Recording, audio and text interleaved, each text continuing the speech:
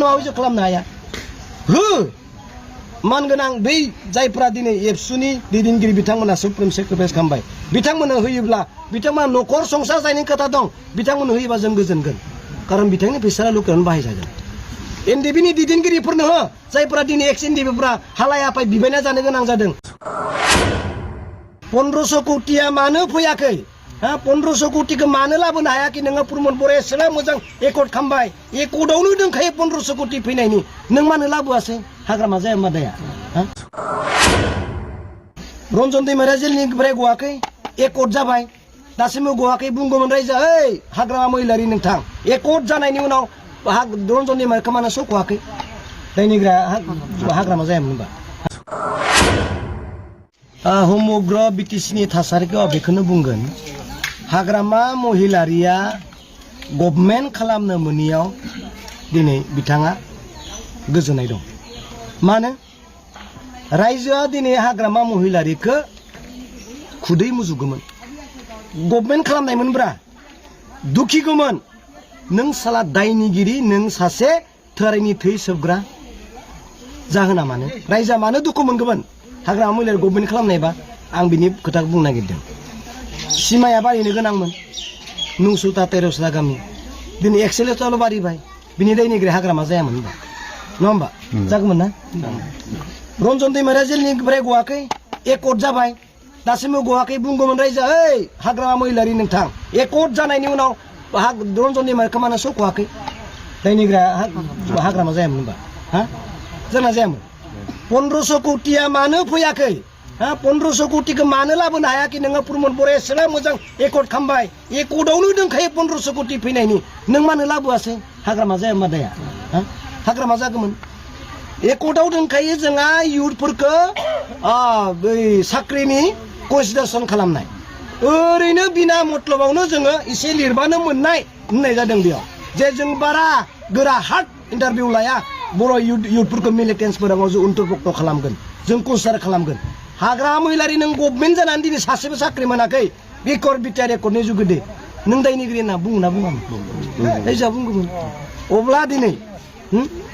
जेसेबां दिनै बिटिसिआव घटनाफोर जागासिनो बिसोरनि दायनिगिरि हाग्रामा जायामोन होनबा जागौमोन बिनिखायनो दिनै दायनिगिरिया सोर नोंथांमोना नुखाजोब्बाय बुजिखाजोब्बाय प्रमद बर'खौ आं बुंनो सानाखै बिथाङाबो मावनो गोसो बिथाङाबो आवगायनो गोसो नाथाय नोंथाङा मानो एसेबां सारेन्डार मानो सारेन्डार खालामनांगौ नोंबोथ' मानसिसो आवगायलां गिनो दरखार गैया मानिबा थाखाय नोंखौ दिनै दम होना दोनदोंबा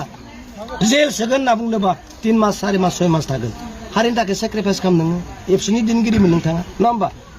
मानो गिदों गिनांगौ दरखार गैया नङा बिनिखायनो आं बुंदों दिनै रायजो राजाखौ दायनिगिरिया जा जाबाय थादों बिपिएफ नङा बा प्रमद बर' आं नङा होनबाला आंनिबो दायनिगिरि नङा होमबा बुंनो हानांगोन ना बियो दायनिगिरियाबो इसोरसो जायहा जोंखौ दिनै हमथादों बोबथादों साख्रि होनो हानाय खामानि मावनो हानाय जोंनि खामानिफोरखौ बिसोरनो लांजोबदों होनना जों बुंनो हायोबा नों बुंनांगोन ना जाया बिसोरनि लोगो नङा दङ ना बिसोरखौ हमथाग्रा बुं होमबासो रायजोआ नोंखौ गोजोननाय मोनगोन आरो नोंनि सायाव फोथायनाय फैगोन बेखौनो आङो गले गले बुंगासिनो जे गोजाम थिखादारफोरा जुदि मोनाखैब्ला बुंनांगौ जेबो गैया नङा होमबा नाथाय नों जोंबो मोना लकेलनि मानसिबो मोना जायफ्रा दिनै एबसुखौ दोनथ'नानै मावना जानो थाखाय ओंखारबाय बिसोरबो मोना एक्स एनडिबिनि दिनै सुप्रिम सेक्रिफाइस खालामनाय बिथांमोनाबो मोना नों बाहेरनि मानसिया मोननायखौ जों हयज' खालामनो हागोन होनबा हयज' करिबो नङारिबो नङा हाया नङा हयज' खालामनो हाया हो मानगोनां बै जायफ्रा दिनै एबसुनि दैदेनगिरि बिथांमोना सुप्रिम सेक्रिफाइस खालामबाय बिथांमोननो होयोब्ला बिथांमोना न'खर संसार जानायनि खोथा दं बिथांमोननो होयोबा जों गोजोनगोन कारन बिथांनि फैसाया लकेलावनो बाहायजागोन एनडिबिनि दैदेनगिरिफोरनो हो जायफ्रा दिनै एक्स एनडिबिफ्रा हालाय हाफाय बिबायना जानो गोनां जादों बिसिनि न'खरफ्रा दिनै बिफाफोरा जेलाव दासिमबो दङ मावना जेबो हाया बिसिनि न'खराव अनुदान हो जों खुसि मोनगोन नाथाय नों बिलासिपारानि नगावनि एकदम निटकन company trip company जुरहाट Bilasipara Guwahati 40 गोसोम बेग लानानै सोर बिसोरो सों नोंसोरो प्रमद बर'नियाव बिसोर सोर बे 110टा खामानिखौ नों मानो होनो हाखो सों प्रमद बर'नियाव नोंसोरो नङा होमबा हुदक प्रमद बर'ता किয় दिছে এই কাম কি আছে রহস্য কি আছে सों प्रमद बर'नियाव मिथिबाय दुर्नीतिया ओरैबायदि आं मोननैखौ बुङो दुर्नीतिया गासैयावबो दङ नङा होमबा गासैयावबो दङ थांनाय समफोरावबो लादोंमोन सोरबा आरो दाबो लादों नाथाय बै समाव हाग्रामा महिलारिया 5% लादों होनना सोरबा बुंदोंमोन दा 10% लादों होनना दिनै नोंथांमोना मिडियायाव नुगासिनो दं बेफोरनि जायफ्रा दिनै होनानै फैसा लादों दा गभर्नमेन्टआव थानायखाय रावबो बेखौ बुंथ'वा जेब्ला गभर्नमेन्टनि फैसाया जोबनोसै मार्चनि उनाव नोंथांमोननि मबाइलाव गासैबो भिडिअ रेकर्डनिफ्राय लानानै भिडिअ फैसा साननायसिम नोंथांमोननि निउसाव गासैबो फैजोबगोन फैसा मोनबावनांगौ ना दा इতিয়া नकय किमान फैसा लासे सोर लादों किमान कोने किमान लैसे 5% कोने लैसे सोर 10% सोर 7% सब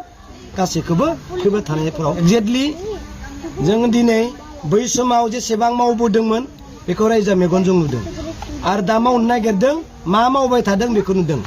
बिनिखाय नों जुदि गासैबो खामानिखौ गावबो मावनो हाया गुबुननोबो हरजोबनाय सरकारखौ रायजो नांगौ होनबा नाङा बिनिखायनो हाग्रामा महिलारियानो जुदि मोजां होनना रायजोआ बुंबायब्ला बेखौ रावबो दिनै लाखिनो हानाय नङा आरो रायजोफोरखौ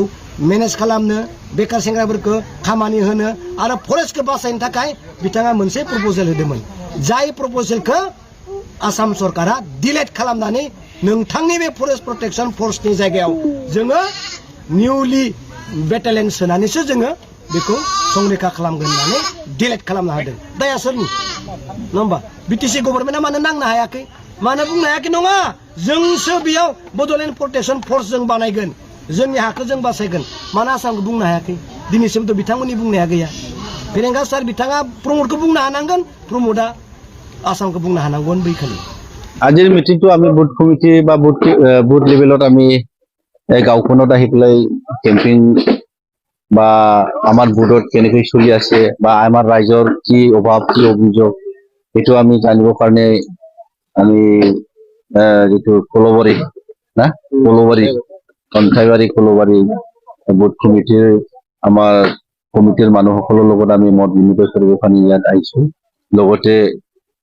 পাৰ্টিৰ যিটো এক্টিভিটিজ যিটো আমি ৰাইজৰ মাজত ৰাইজক বা আমাৰ দলীয় কৰ্মকৰ্তাসকলক আমি জনাইছে যে আগন্তুক 2024ৰ যিটো নিৰ্বাচন ইয়াত আমি দলীয়ভাৱে কেনেকৈ সক্ৰিয় কৰিব লাগে বা আমাৰ প্ৰাৰ্থীজনক বা কেণ্ডিডেটজনক আমি যেনেকৈ হওক জিকাই দিয়াত আমি কেনেকৈ কাম কৰিব লাগে এইটো বিষয় লৈ আমি আমাৰ দলীয় কৰ্মকৰ্তাসকলৰ লগত আমি কথা পাতিছে তো এনেও আমাৰ দতমা সমষ্টি হিচাপে বিগত যোৱা 2005ৰ পৰা বহুত ভাল এইবাৰ আৰু ইয়াতকৈ বেছি বা সক্ৰিয় ভাৱত আমি ৰাইজৰ মাজত সোমাই আছে তো আহি থকা দিনত যিকোনো নিৰ্বাচনে আহক আমি দতমা সমষ্টি হিচাপে বিপুল ভোট আমি ৰাইজৰ পৰা সঁহাৰি পাম